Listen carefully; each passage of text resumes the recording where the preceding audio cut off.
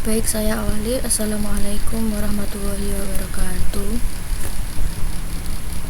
Perkenalkan, nama saya Luciana, NIM 220201118 dari Prodi Sistem Informasi kelas A. Pada video ini saya akan menjelaskan tentang text similarity, mulai dari pengertian, jenis-jenis metode, kelebihan dan kekurangannya, serta contoh penerapan dalam dunia kerja dan implementasi coding sederhana beserta hasil outputannya. Sebelum itu saya jelaskan dulu tentang pengertian text similarity.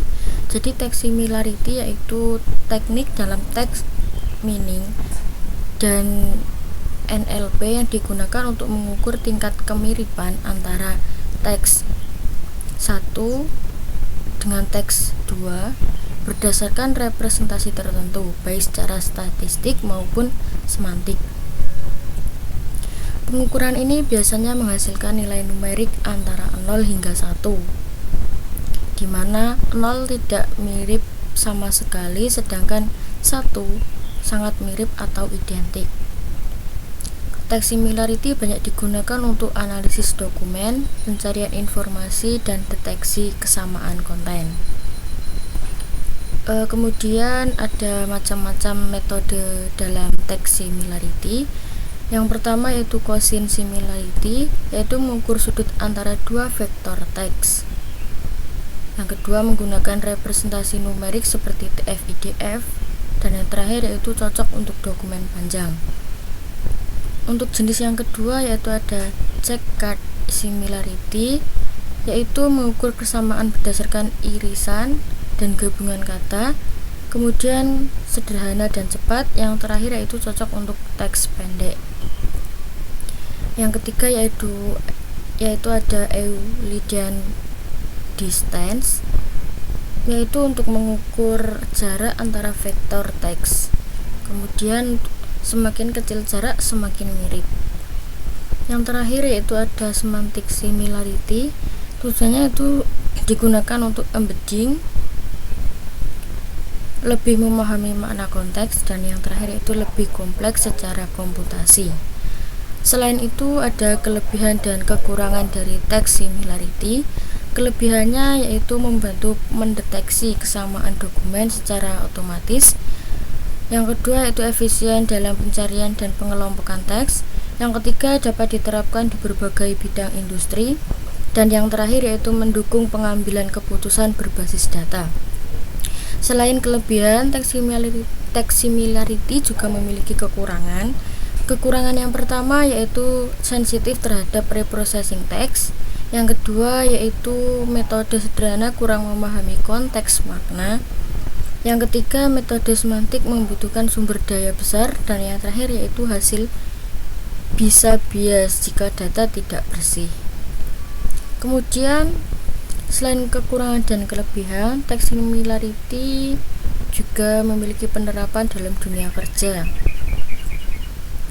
Yang pertama yaitu HR atau recruitment, itu mencocokkan CV pelamar dengan deskripsi pekerja. Yang kedua yaitu pendidikan, yaitu gunanya untuk mendeteksi plagiarisme tugas atau skripsi mahasiswa. Yang ketiga yaitu customer service, yaitu mengelompokkan pertanyaan pelanggan yang serupa. Kemudian ada e-commerce, yaitu rekomendasi produk berdasarkan ulasan pengguna. Dan yang terakhir yaitu media dan jurnalistik, fungsinya yaitu untuk mendeteksi berita duplikat atau hoax. Kemudian ada tahapan coding text similarity. Tahapan yang umum dilakukan yang pertama yaitu import library dulu, kemudian input data teks, kemudian melakukan reprocessing atau misalnya menggunakan tokenisasi atau lowercase.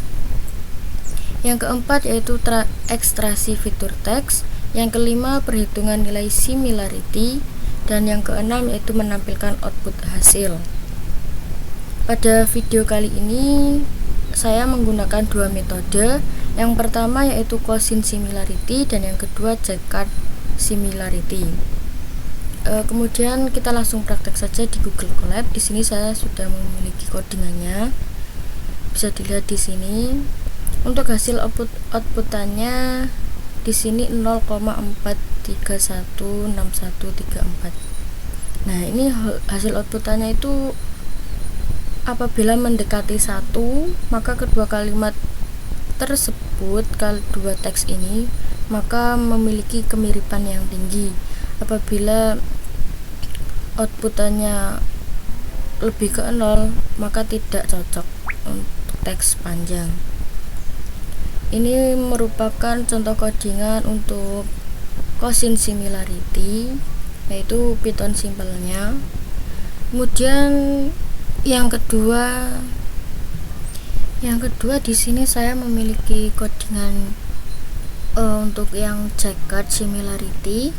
Jadi rumusnya menggunakan ini, def checkered similarity untuk teks 1 dan teks 2. Untuk teks yang saya masukkan di sini, yang pertama yaitu di sistem informasi akademik berbasis web. Yang kedua yaitu aplikasi sistem akademik menggunakan web. Nah, ini akan diukur tingkat kemiripannya. Apabila untuk mendekati 1, maka teks ini memiliki kemiripan. Apabila tidak mendekati 1, maka tidak cocok atau tidak mirip sama sekali. Dan di sini bisa dilihat outputannya. Di sini ada 0,42. Nah, ini merupakan hampir mirip ya. Jadi untuk menghitung kata yang sama dibagi total kata unik, kemudian cocok untuk teks pendek dan lebih sederhana dibanding Cosin similarity. Jadi untuk kedua codingan tadi, antara Cosin similarity dengan checkered similarity, itu